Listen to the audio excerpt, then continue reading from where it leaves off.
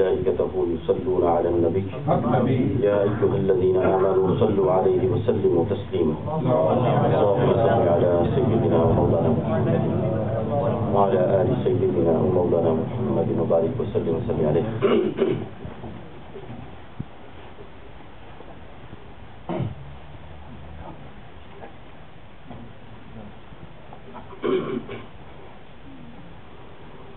نحمده ونصلي ونسلم على سيدنا ومولانا محمد رسوله النبي الأمين الكريم الرؤوف الرحيم. أما بعد فأعوذ بالله من الشيطان الرجيم. بسم الله الرحمن الرحيم. قل لا أسألكم عليه أجرا إلا المودة في القربى. صدق اللہ مولانا العظیم.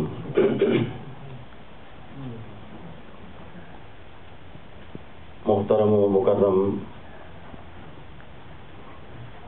جناب علامہ سیف العظم صاحب، جناب حافظ محمد آصف صاحب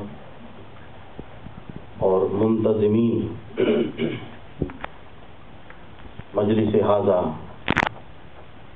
اور بالخصوص گلزار مدینہ ٹرسٹ کے جملہ ٹرسٹیز اور ممبرز،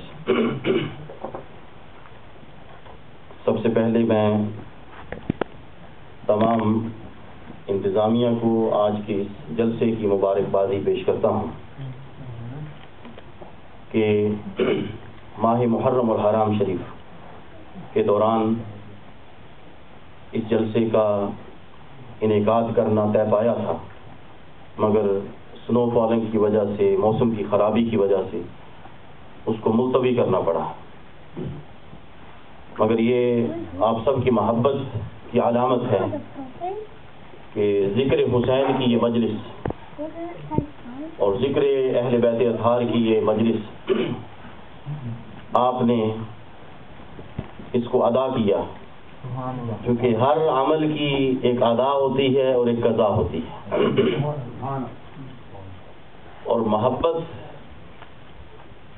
کے اندر جو بھی عمل کیا جاتا ہے اگر وہ کسی وجہ سے رہ بھی جائے تو وہ ہر وقت جب بھی کریں زندگی میں وہ ادا ہی ہوتا ہے، قضا نہیں ہوتا. اس پر میں آگے بات کروں گا، مگر سب سے پہلے تو میں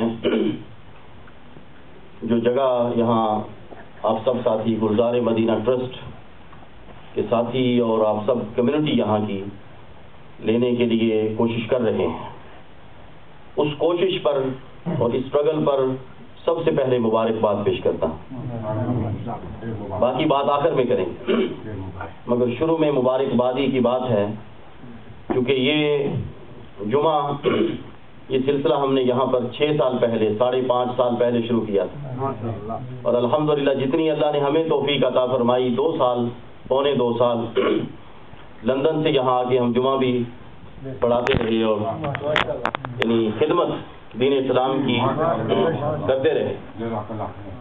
تو الحمدللہ اس وقت سے ہمارے دوستوں کی یہاں سٹرگل تھی، کوشش تھی کہ یہاں پر اپنی جگہ ہو اہل سنت والجماعت کی. تو یہ منزل بھی بہت قریب ہے، یہ منزل بھی بہت قریب ہے، اور انشاءاللہ ہمارا یہ ایکسپیرینس ہے دین کے فیلڈ میں کہ جب اپنی جگہ ہوگی تو پھر آپ دیکھیے کہ انشاءاللہ ابھی چونکہ یہ جگہ ٹیمپریری ہے، کرائے کی جگہ ہوتی ہے، تو لوگ جھجک محسوس کرتے آتے ہوئے، جب اپنی جگہ اپنی چھت میں چلے جائیں گے تو انشاءاللہ لوگ جو ہیں اس عشاق مصطفیٰ اور اہل ایمان کشاں انشاءاللہ دوڑے چلے آئیں گے. تو یہ تو کریم ہے، یہ جو آپ بیٹھے ہیں یہ کیا ہے؟ یہ کریم ہے، یعنی وہ آپ سب بانی ہیں، وہ جگہ جو سینٹر انشاءاللہ ہمارا یہاں گلزار مدینہ کے نام سے بننے والا ہے. آپ سب ساتھی جو فیملیز بیٹھی ہیں سب اس کے بانیان ہیں، سب اس کے بنانے والے ہیں، اور یہ توفیق اور سعادت آپ کے ساتھ ہوگی، اور قیامت تک جو لوگ اس میں آتے رہیں گے جب تک وہ سینٹر قائم رہے گا انشاءاللہ ان سب لوگ آنے والوں میں آپ کا درجہ بلند ہوگا.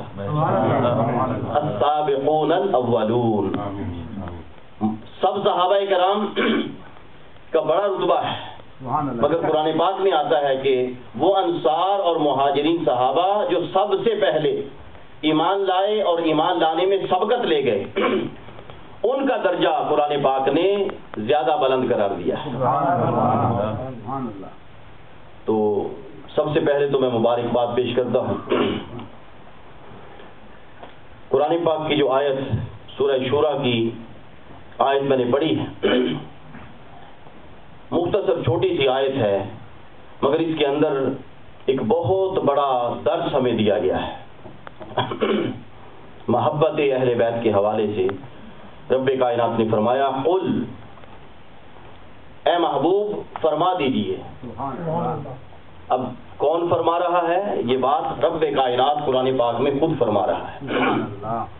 کیا فرمایا؟ محبوب قل، محبوب لوگوں کو بتا دیجئے، اے محبوب یہ اعلان کر دیا جائے، لوگوں کو بتا دیا جائے، تاکہ کوئی غفلت میں نہ رہے اور ہر کوئی اس آنے والی بات کو، اس اعلان کو کان کھول کر سن لے، تاکہ قیامت کے دن کسی کے پاس کوئی ایکسکیوز نہ رہے، قیامت کے دن کسی کے پاس کوئی بہانہ نہ رہے۔ رب کائنات نے اس آیت کو لفظ قل سے شروع فرمایا ہے۔ قل کا معنی کیا ہوتا ہے؟ یعنی رب کائنات اپنے محبوب سے فرماتا ہے محبوب یہ لوگوں کو کہو، یہ بات آنے والی لوگوں سے کہو، لوگوں کو فرما دو۔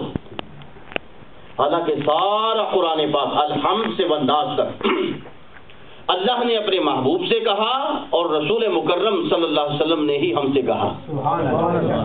ہم نے تو اللہ سے نہیں سنا، ہم نے تو اللہ سے، اگر کسی نے سنا ہے تو بتا دے۔ کسی بشر نے جو صرف محض بشر ہے، جس میں نور نبوت نہیں ہے، خالی محض بشر ہے، اس سے اللہ کلام نہیں فرماتا، یہ اس کی شان نہیں ہے۔ وہ بشر، وہ بشریت کے پیکر جن کے وجود بشریت کو وہ پاک، صاف اور مطہر بناتا ہے، ان کو پاک کر کے ان کی بشریت کے پیکر میں ان کے دل میں نبوت کا نور جلاتا ہے، پھر ان پر رب کائنات کا کلام نور آتا ہے۔ تو کسی بشر نے اللہ کا کلام ڈائریکٹ نہیں سنا، تو ہم نے تو جو کچھ سنا قرآن پاک میں الحمد سے والناس تک کس سے سنا؟ رسول مکرم صلی اللہ علیہ وسلم۔ اللہ تبارک و تعالیٰ نے فرمایا کما ارسلنا فیکم رسولا منکم یتلو علیکم آیاتنا ویزکیکم ویعلمکم الکتاب والحکمہ۔ فرمایا کہ اے لوگو، ہم نے تمہارے اندر اپنا رسول بھیجا، یہ رسول ہماری آیتیں تمہارے اوپر تلاوت کرتا ہے۔ اللہ کا کلام ہے، اللہ کی آیتیں ہیں، مگر ہمارے اوپر، ہم بشروں کے اوپر، اللہ کے بندوں کے اوپر اللہ خود تلاوت نہیں کرتا، حالانکہ وہ کر سکتا ہے۔ ان اللہ علی کل شیء قدیر، مگر وہ اپنے محبوب رسول صلی اللہ علیہ وسلم فرماتا ہے کہ ہم نے اپنے رسول کو بھیجا ہے اور اس رسول پر اپنا قرآن اتارا ہے الحمد سے والناس تک، اور یہ رسول تمہارے اوپر تلاوت کرتا ہے۔ تو اللہ تبارک و تعالیٰ نے تو کلام اپنے محبوب کے قلب انور پر اتارا ہے، حضور نے ہمارے اوپر اتارا ہے، ہم نے تو زبان مصطفیٰ سے سنا ہے۔ تو سارا کلام مصطفیٰ کریم صلی اللہ علیہ وسلم نے ہی ہم سے کہا، مگر اس کے باوجود رب کائنات کہیں کہیں لفظ قل لگاتا ہے، اپنے محبوب کو بالخصوص کہتا ہے محبوب کہہ دو لوگوں کو، یہ اگلی آنے والی بات جو ہے یہ بتا دو لوگوں کو، اس کا اعلان کر دیا جائے تاکہ لوگ کان کھول کر سن لیں، کسی کو کوئی مغالطہ نہ رہے، کسی کو کوئی الجھن نہ رہے، اور کسی کو کوئی پریشانی نہ رہے، اور کوئی بہانہ نہ رہے، تاکہ لوگ غفلت سے نکل کر دل کے کانوں کو کھول کر، روح کے کانوں کو کھول کر یہ بات سن لیں، متوجہ ہو جائیں۔ کیا فرمایا؟ یوں ہی بات نہیں شروع کی قل۔ تو ایک اصول یہ ہے، وجہ یہ ہے قل کی، تفسیری اصول یہ ہے کہ جہاں رب کائنات بہت اہم کوئی بات، بہت اہم کوئی دین کا فرض بیان کرتا ہے، میں نے کیا عرض کیا؟ دین کا فرض بیان کرتا ہے، نماز کے فرض نہیں، وہ میں بات بعد میں کرتا ہوں، دین کے کوئی فرائض میں سے بات کرتا ہے،